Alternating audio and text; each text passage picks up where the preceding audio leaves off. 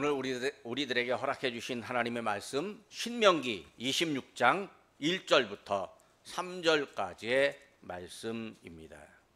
내 하나님 여호와께서 내게 기업으로 주사 차지하게 하실 땅에 내가 들어가서 거기에 거주할 때에 내 하나님 여호와께서 내게 주신 땅에서 그 토지의 모든 소산의 만물을 거둔 후에 그것을 가져다가 광주리에 담고 내 하나님 여호와께서 그의 이름을 두시려고 택하신 곳으로 그것을 가지고 가서 그때의 제사장에게 나아가 그에게 이르기를 내가 오늘 당신의 하나님 여호와께 아뢰나이다. 내가 여호와께서 우리에게 주시겠다고 우리 조상들에게 맹세하신 땅에 이르렀나이다 할 것이요. 아멘. 젊은이들에게는 꿈이 있어야 한다고 말합니다. 미래가 있으니까, 장래가 있으니까 꿈을 가져야 하는 거죠. 꿈을 이루기 위해서 노력해야 하는 거죠. 이왕이면 큰 꿈을 갖는 게 좋습니다. 국가와 민족과 인류의 행복에 이바지하고 또 하나님께 큰 영광을 돌리는 꿈이면 좋습니다. 꿈이 없는 사람보다는 꿈이 있는 사람이 더 좋습니다. 왜냐하면 꿈을 향해 나아가고 있기 때문입니다. 어떤 젊은 사람이 세계를 변화시키겠다는 꿈을 가졌답니다. 근데 나이가 조금 들다 보니까 자기가 아무리 생각해도 세계를 변화시키는 이 꿈은 이루어지지가 않을 것 같고, 그래서 대한민국을 변화시키겠다라고 생각을 했답니다.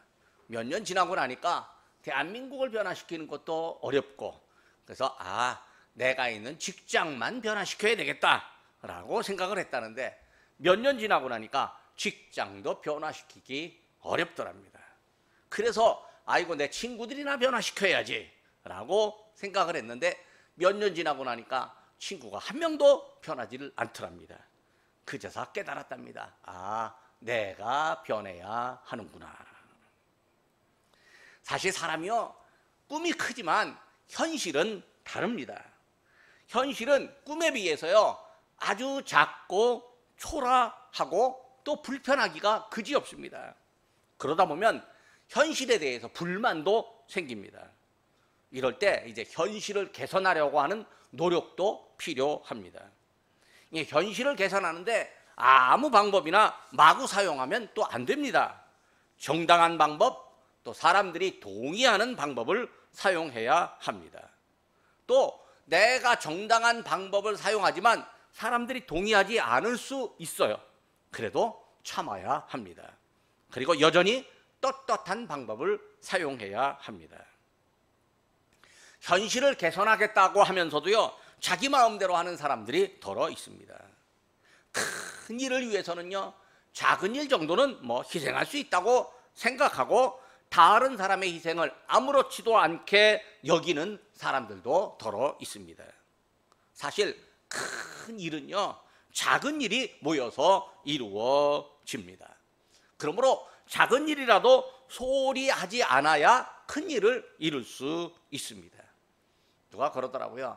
큰 일이라 할지라도요 그거를 작게 잘라서 하나씩 하나씩 이루다 보면 큰 일도 이룬다, 그렇게 말을 합니다. 그런데 우리가 살면서 작은 일이라도 실수가 있게 마련이고요 작은 일이라도 반대하는 사람 만나게 마련입니다. 몇 번 실수하고요 반대에 부딪히다 보면 아예 하려고 하는 일도 포기하는 경우가 있습니다. 내 꿈은 너무 큰데 현실이 따라주지 않는다고 개탄하면서 작은 일에서도 성실하지 못하고 포기하는 사람도 세상에 더러 있습니다. 우리 예수님께서 말씀하셨습니다. 누가복음 16장 10절입니다. 지극히 작은 것에 충성된 자는 큰 것에도 충성되고. 대한민국이요 힘들고 어려웠던 시대가 있었지만 지금 세계가 바라볼 정도로 잘 사는 나라가 되었습니다. 그동안 대한민국의 발전을 위해서 사명감을 갖고 일하던 사람들 참 많았습니다. 어떤 젊은이들은요 또래들과 함께 모여서 역사 발전, 사회 발전이라고 하는 거대 담론을 이야기하는 경우가 있었습니다. 근데 그에 반해서요, 현실은 어지럽고 또 현실에는 불편하고 부조리가 너무 많습니다. 그러니까 이 역사 발전, 사회 발전을 생각하고 이야기하는 젊은이들이 어지러운 현실을 한탄하며 술로 울분을 달래는 경우가 있었습니다. 모이면 술 먹고 울분만 토해내는 것이죠. 이상은 높고 큰데 현실은 따라주지 못한다고 한숨 쉬면서 일상생활에서는 허술하기 짝이 없는 생활을 하고 있습니다. 또래끼리 모여서 사회 발전을 이야기하지만 사실 일상생활부터 변화가 있고 발전의 단계로 나가야 하는데 그렇지 못하는 젊은이들도 더러 있습니다.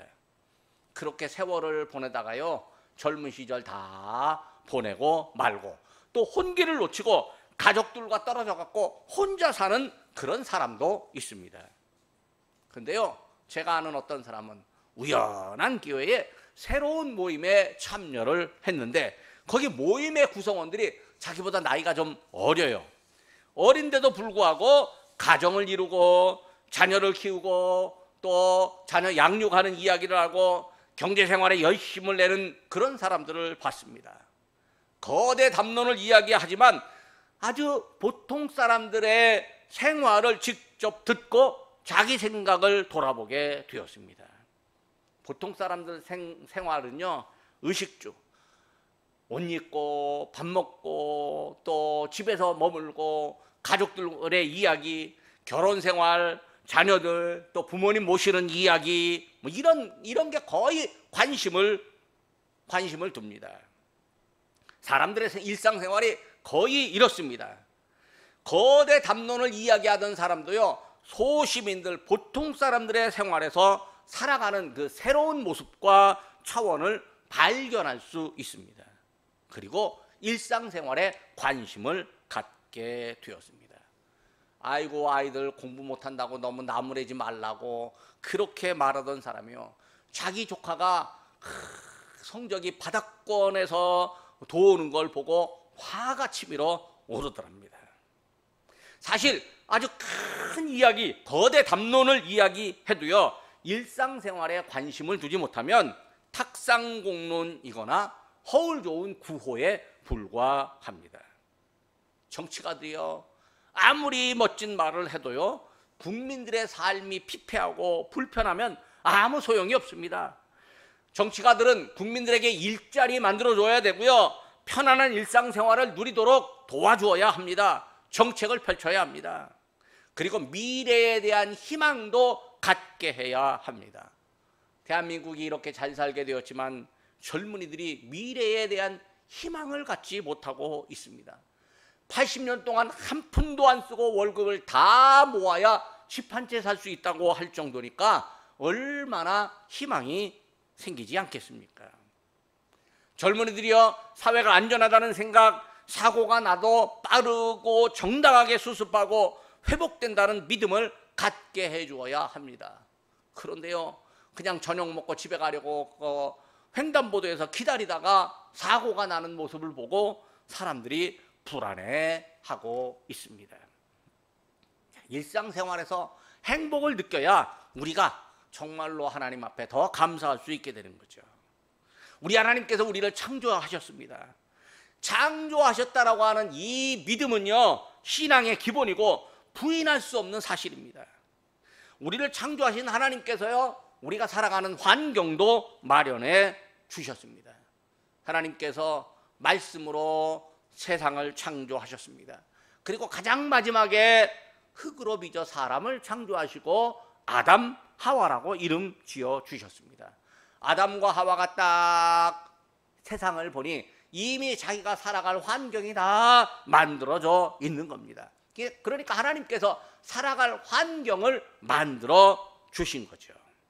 하나님께서 우리의 일상생활에 무관심할까요? 전혀 아닙니다.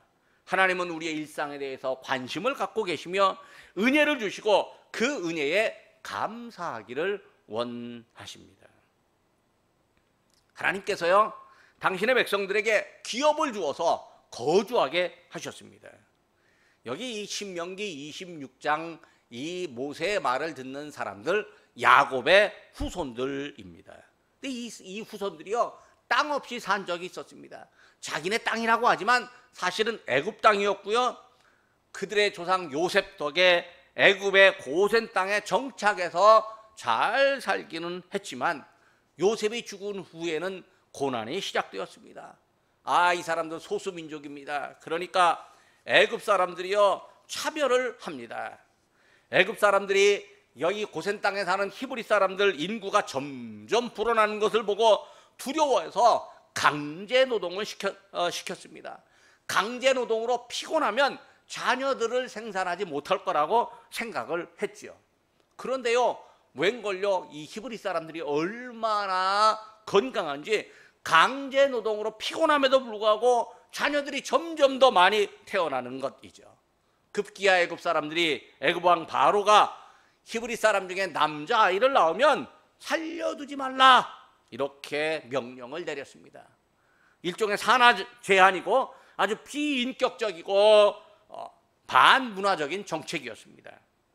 애굽 사람들은요 히브리 민족의 일상생활, 결혼생활, 아이 낳는 것까지 간섭하고 차별 정책을 펼치다가 급기야 인종말살 정책을 펼쳐갑니다. 이 시대에 국가와 국가 사이뿐만 아니라 국가 안에서도요 비인격적인 일들이 벌어지고 있습니다. 기득권을 가진 사람들이 자기의 일상생활은 소중하게 여기는데요, 다른 사람들의 일상생활은 무시하고 파괴하기까지 합니다. 여러분, 우리의 일상생활이 소중하죠? 다른 사람 일상도 소중합니다. 쓰레기 아무데나 버리는 거, 이게 다른 사람의 일상에 피해를 주는 거예요. 그러니까 안 해야 하는 거죠. 소시민의 일상생활을 배려하고 정책을 펼치는 정치가 있어야 되고요. 또 시민들 모두가 다 다른 사람들을 일상생활에 피해가 가지 않도록 배려할 수 있어야 합니다. 하나님은요, 당신의 선택하신 히브리 민족이 고통당하는 것을 보고 계셨습니다. 그리고 모세를 통해서 이 백성들이 애굽에서 나오게 하십니다. 모세의 후계자 여호수아의 주도로 히브리 민족을 젖과 꿀이 흐르는 가나안 땅으로 이끌어 주셨습니다. 그리고 하나님은요, 이 가나안 땅을 히브리 민족을 위해서 기업으로 주셨습니다. 히브리 민족은요, 하나님의 은혜로 땅을 차지하게 되었습니다. 그리고 그 땅에서 거주하는 은혜를 받았습니다. 거주할 수 있다, 어디선가 내가 머무를 수 있다, 이것이 하나님께서 우리에게 일상생활의 은혜를 주시는 거죠. 오늘날도요, 세계의 소수민족들이 있고 또 힘센 사람들에 의해서 땅을 뺏기기도 합니다. 추방당하고 민족말살 정책을 피해서 피신하는 경우도 있습니다. 하나님께서 히브리 민족들에게 거주지를 주는 은혜를 베풀어 주셨습니다. 오늘 우리가 어느 곳에 정착해서 살게 되었다면 그것이 은혜입니다. 내가 머무를 집이 있다, 그것이 하나님께서 우리의 일상생활에 주는 은혜입니다. 내가 잠잘 곳이 있다, 하나님께서 우리에게 일상생활에 주는 은혜입니다. 그리고 또 이제 하나님은 당신의 백성들에게 토지의 소산을 거두게 해 주십니다. 오래전 옛날에는요, 인구가 적고 자연에는요 거둘 것이 참 많았습니다. 주인 없는 땅도 많아갖고요, 아무 땅이나 정착하며 살면 되었습니다. 그곳에서 채집을 하면 되고 또 목축을 하며 식량을 조달했습니다. 그러다가 사람들이 모여서 살게 되니까요, 식량 문제가 대두됩니다. 사람은 많고 식량은 적었습니다. 사람들이요 농사 짓는 방법을 알게 되었습니다. 대량으로 식량을 생산하는 방법을 알게 되었습니다. 한 번에 많은 식량을 거둘 수 있게 되었습니다. 그래서 사람들은요 비옥한 땅에서 농사를 지으며 모여 살게 되었습니다. 농사가 안 되는 척박한 땅에서는요 목축을 하면서 여기저기 떠돌아다니며 삽니다. 사람들은요 어떤 환경에서든지 적응하며 살아가는 존재입니다. 하나님은 히브리 민족들에게요 비옥한 땅을 주셨습니다. 젖과 꿀이 흐르는 땅이라는 말, 곧 비옥한 땅입니다. 하나님께서 그곳에서요 먹고 살 수 있도록 해 주십니다. 비옥한 땅에서 농사를 지으며 품질 좋은 식량을 풍성하게 거둘 수 있습니다. 한 해 농사를 짓고 가을에는 풍년의 기쁨을 누릴 수 있게 되었습니다. 일상생활의 기쁨입니다. 오늘날의 기후위기로 비가 오지 않거나 또 갑자기 폭우가 내리는 경우가 있습니다. 토양이 오염되어서 비옥한 땅이 척박하게 바뀌기도 합니다. 한편 전쟁으로 인해서요, 비옥한 땅에서 농사조차 짓지 못하기도 합니다. 그래도 양식을 얻으려면요, 어떻게든지 농사를 지어야 됩니다. 전쟁을 하더라도요, 농경지만큼은 건들지 말아야 됩니다. 왜? 전쟁이 끝나더라도 식량이 있어야 생존할 수 있기 때문입니다. 히브리 민족은요, 하나님의 은혜로 비옥한 땅에서 농사를 지을 수 있었습니다. 그리고 해마다 추수를 할 수 있었습니다. 땅에서 사는 것이 하나님의 은혜이고, 농사를 짓든 목축을 하든 생업을 운영하든 먹을 양식을 얻게 되는 일도 하나님의 은혜입니다. 우리가 매일 먹는 일이 일상생활이지만 사실은 하나님의 은혜입니다. 그래서 우리가 식사할 때마다 기도하는 것, 왜 그렇겠습니까? 식사할 때마다 감사 기도하는 것, 우리에게 오늘 내가 먹을 수 있는 양식이 제공된 하나님의 은혜, 일상생활에서 누리는 은혜에 감사하기 때문입니다. 하나님께서요, 히브리 민족에게 가나안 땅을 허락해 주셨습니다. 오래전 약속하신 땅이었습니다. 하나님은 히브리 민족들에게 약속의 땅을 거주지로 허락하시고요, 그리고 거기서 먹거리를 허락해 주십니다. 농사를 짓고 토지의 소산을 거두도록 도와주셨습니다.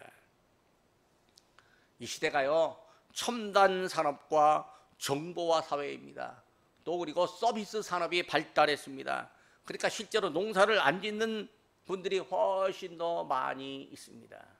전에만 해도요, 아이고 이 빈 땅들이 많았습니다. 동네 한복판에 빈 땅들이 많으면요, 동네 할머니 할아버지들이 그 빈 땅에다가 이렇게 거기다가 개간을 해서 거기다가 감자도 심고 무도 심고 오이도 심고 그렇게 했습니다. 근데 요즘 빈 땅도 없고요, 빈 땅이 있어도요, 그게 다 국가가 관리하는 땅들입니다. 그래서 거기다가 뭐 심으면 바로 경고문이 붙습니다. 이거요, 바로 뽑아서 없앨 테니까 얼른 거두어 가십시오. 만약에 거두지 않고 계속 농사 짓다가 걸리면 벌금 묻니다. 이렇게 말하고 있습니다. 어르신들은 작은 땅이라도 농사를 짓는데요, 젊은 사람들은 농사 짓는 거 아예 모르고 살기도 합니다. 그래도 이 땅 어딘가에서, 또 세계 어딘가에서 농사를 지으면서 식량을 생산하는 분들이 있습니다. 우리가 농사를 짓지는 않지만요, 누군가의 수고로 생산된 소산물, 즉 식량을 조달받고 먹습니다. 그러니까 우리가 먹는 것이 일상생활의 은혜입니다. 하나님께서요, 우리가 일상생활의 은혜를 받는데 그 일상생활의 은혜 중에서 처음 거둔 것을 드리라고 말씀하십니다. 토지의 소산 중에서 처음 거둔 것을 만물이라고 말을 합니다. 2절에 보니까 그 토지의 모든 소산의 만물을 거둔 후에, 이게 발음이 참 어렵습니다. 만물입니다. 과거에 우리나라 방송을 보면요, 추수할 때 첫 추수를 하는 곳이 있으면요, 방송국에서 보도를 합니다. 어느 동네 누구 집에서 첫 추수를 한다고 보도를 하면은요, 그때는 정부, 지역의 고위 관리가 나타나서 함께 거들기도 합니다. 첫 추수를 하는 일이 동네와 지역의 잔치가 되고요, 전국적으로 칭찬받기도 합니다. 보통 사람의 집에서도요, 추수를 하잖아요. 그러면 동네 사람들이 다 모여서 거들고 잔치를 엽니다. 산업사회가 돼서는요, 직장 다닙니다. 젊은이가 취업을 해서 첫 월급을 받으면요, 부모님에게 내복을 사드립니다. 빨간 내복 사드리면서 감사를 표시합니다. 첫 추수, 첫 월급을 받는 일이 하나님의 은혜입니다. 믿음이 좋은 젊은이들은요, 첫 월급 받은 것에 감격하고 감사해서 가장 먼저 11조를 드리고 감사의 물도 드립니다. 그들의 믿음이 한국교회를 부흥시키는 요소가 되었습니다. 하나님은요, 모세에게 가나안 땅에 들어간 히브리 민족이 가나안 땅에서 첫 추수를 하게 될 때 어떻게 하라고 알려주십니다. 첫 추수, 만물, 첫 추수한 것을 가져다가 광주리에 담아서 하나님께서 정하신 곳으로 가져가라고 말씀해 주십니다. 즉 하나님의 이름을 두시려고 택하신 곳으로 가라고 합니다. 하나님께서 감사하는 마음의 표시를 하는 방법을 모세에게 알려주고 있습니다. 사람이요, 은혜를 받았으면 감사의 표시를 합니다. 사람으로부터 은혜를 입었으면요, 사람에게 감사의 표시를 합니다. 하나님께 은혜를 받았으면, 하나님의 은혜를 안다면 하나님께 감사를 표시합니다. 그런데 어떤 사람은요, 너무 믿음이 좋다고 하면서 사람에게 은혜를 입었는데 하나님이 그 사람을 통해서 나에게 은혜를 주었으니까 그 사람에게는 감사하지 말고 하나님께만 감사 표시를 하면 된다, 이렇게 사람을 향한 감사를 무시하고 외면하는 사람도 더러 있습니다. 근데 그거 아닙니다. 우리 예수님께서 가르쳐 주실 때 너희가 고르반이라고 한다, 이렇게 말하는데, 부모님에게 감사해야 되고 부모님을 공경해야 될 사람이 부모님께 드려야 될 것을 하나님께 갖다 드리면서 부모님을 무시하면 그거는 제대로 된 감사가 아니다, 그렇게 가르쳐 주십니다. 감사의 정확한 대상을 알아야 하는 거죠. 사람에게 감사할 때는 사람에게 감사하고 하나님께 감사할 때는 하나님께 감사해야 되는데, 첫 추수를 거두게 된 것은요, 하나님께서 자연의 현상을 통해서, 자연의 이치를 통해서 첫 추수를 거두게 했으니 하나님께 감사하는 거죠. 하나님의 은혜를 받아 하나님의 감사를 표시하는 방법을 하나님께서 알려주십니다. 하나님께서 당신의 이름을 두신 곳, 하나님의 이름으로 지정한 곳에 첫 추수물을 들고 가라고 말씀하십니다. 하나님의 이름을 둔 곳이 당시에는 성막이었고 솔로몬 시대 이후로부터는 성전이었습니다. 즉 하나님께 예배하는 곳이었습니다. 하나님을 만나는 곳이었습니다. 왜 성막이나 성전으로 첫 추수물을 들고 가겠습니까? 하나님께 드린다는 표시입니다. 은혜를 받았으면요, 은혜를 말하고 증명해야 되며 감사해야 함이 마땅하기 때문입니다. 첫 추수물을 얻은 일이 일상생활에서 만나는 기쁨이고요, 은혜입니다. 또 첫 추수물을 하나님께 드리는 일 역시 일상생활에서 얻은 은혜에 감사하는 믿음의 일상입니다. 하나님은 이제 제사장을 통해서 감사를 아뢰라고 말씀해 주셨습니다. 자, 하나님께서 모세를 통해서 첫 수확물을 드리는 방법을 알려주셨습니다. 사람들은 이제 첫 수확물을 광주리에 담아갖고 이제 하나님의 이름을 둔 곳 성전으로 가서 제사장에게로 갑니다. 그리고 제사장에게 자기가 찾아온 이유를 말합니다. 제사장은요, 하나님을 대리하여 사람들의 말을 들어줍니다. 제사장 앞에서 사람들이 말합니다. 무슨 말이 오고 갈까요? 본문에서는 이렇게 말하라고 합니다. 3절 말씀입니다. 내가 오늘 당신의 하나님 여호와께 아뢰나이다. 내가 여호와께서 우리에게 주시겠다고 우리 제사장들에게 맹세하신 땅에 이르렀나이다. 우리 조상들에게 맹세하신 땅에 오늘 내가 여기 있습니다 라고 백성들이 일상생활을 영위하도록 거주지를 주시고 또 수확물을 거두게 하신 하나님께 감사하는 말을 합니다. 하나님께서 땅을 주셨으니 그 땅에서 첫 수확물을 거둡니다. 하나님께서 땅을 주셨기 때문에 첫 수확을 거둘 수 있었고요, 그 땅을 주신 하나님의 은혜를 기억하고 말로 표현하라고 3절 말씀에서 말하고 있습니다. 제사장에게 지금 말하고 있지만요, 사실은 하나님께서 듣고 계십니다. 왜냐하면 제사장이 하나님의 일을 대행하기 때문입니다. 제사장은요, 하나님을 향한 백성들의 감사의 말을 듣습니다. 그리고 감사하는 사람의 마음을 확인하고 또 그에게 하나님의 은혜를 간구합니다.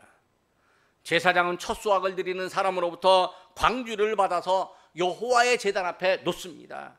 그리고 여호와의 제단에서 광주리를 물릴 때는 그 양식이 제사장의 양식이 됩니다.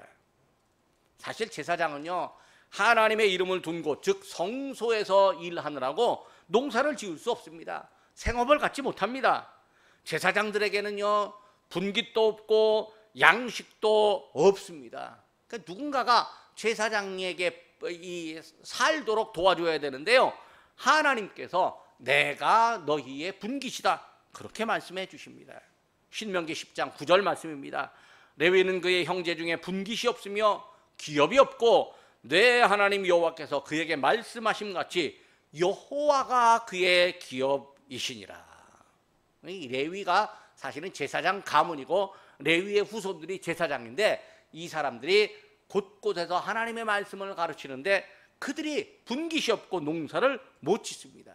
그러니까 다른 지파에서 제사장들의 먹을 것을 공급해 주어야 되는데, 이게 뭐냐면 하나님 앞에 드리고 물러나오는 그 양식을 얻게 되는 것이죠. 하나님은요, 사람들이 농사 짓도록 해주시고 또 사람들이 살도록 도와주시지만 농사를 짓지 않는 제사장도 생활을 책임져 주십니다. 어떤 방법으로 책임지실까요? 사람들이 일상생활에서 얻은 은혜를 제사장에게 돌아가게 하셨습니다. 여호와의 제단에 놓인 첫 수확물이 후에 제사장의 양식이 되었습니다. 하나님께서 이런 방법으로 제사장의 일상생활조차도 책임져 주십니다. 하나님은요, 백성들뿐만 아니라 제사장에게도 일상생활의 은혜를 베풀어 주십니다.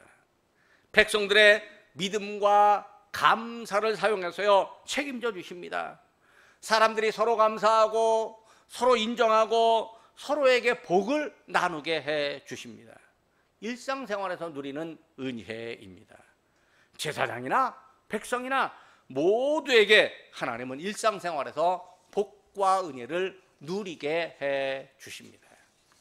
오늘 우리가 맥주감사주의를 지킵니다. 하나님은 우리에게 땅의 소산물을 주시는 일상생활의 은혜를 베풀어 주십니다. 비록 농사를 생업으로 하지 않고 농사를 안 짓는다 할지라도 지금 첨단 산업사회가 되고 정보화 사회가 되고 또 서비스 산업이 발달하는 이 사회에 농사를 짓지 않는 시대가 되었지만, 그래도 하나님은 우리에게 생업을 갖게 하시고 일상생활을 영위하게 하십니다. 하나님께서 일상생활의 은혜를 우리에게 베풀어 주십니다. 우리는요, 매일 살아가는 것이 하나님의 은혜임을 깨닫고 감사합니다. 그래서 감사를 알고 표하는 은혜가 또 우리에게 있습니다. 맥주감사주일에 일상생활의 은혜를 알고 하나님께서 우리에게 일상생활의 은혜를 주심에 감사하는 우리가 되기를 간절히 기도합니다. 기도하겠습니다. 믿음과 감사로 맥주감사절을 지키게 하시는 참 좋으신 하나님 아버지, 반년을 지켜주시고 보살펴 주신 은혜에 감사드립니다. 오늘 하나님의 은혜에 감사하며 힘을 다하여 자원하는 예물을 드리고 감사의 절기를 지키는 주의 백성들에게 복을 주시옵소서. 반년 전 2024년을 시작할 때는 주님의 말씀을 붙들고 하나님의 영광을 드러내며 살겠다고 다짐했지만, 지난 6개월을 사는 동안 세월을 아껴 주의 뜻대로 살아야 함에도 불구하고 그렇게 하지 못한 것을 고백합니다. 엄청난 하나님의 사랑을 받았으면서도 저희는 날마다 무엇인가에 시달렸고 심지어는 시험받을 때도 있었습니다. 말씀과 기도와 찬양의 열매를 맺는 일이 부족했던 저희의 허물을 용서하여 주옵소서. 감사하는 성도들에게 하늘의 은혜를 더 풍성하게 허락하시는 하나님 아버지, 이제 남은 한 해를 감사함으로 살아갈 때에 교회와 가정과 세상에서 저희가 믿음의 사랑과 나눔의 씨를 뿌리면서 살아갈 수 있게 하옵소서. 일상생활에서 하나님의 사랑과 은혜가 곳곳에 스며 있음을 알고 진심으로 감사하는 마음을 갖게 도와주시옵소서. 모든 사람을 사랑할 수 있게 하시고 또 용서하는 마음도 주옵소서. 주시는 말씀을 통해서 지난날의 잘못을 뉘우치고 감사로 살아가는 지혜를 알게 하옵소서. 저희의 감사 모습이 이웃들에게도 모범이 되고 이웃들 역시 하나님께 감사하는 은혜를 갖게 하옵소서. 예수님의 이름으로 기도드립니다. 아멘.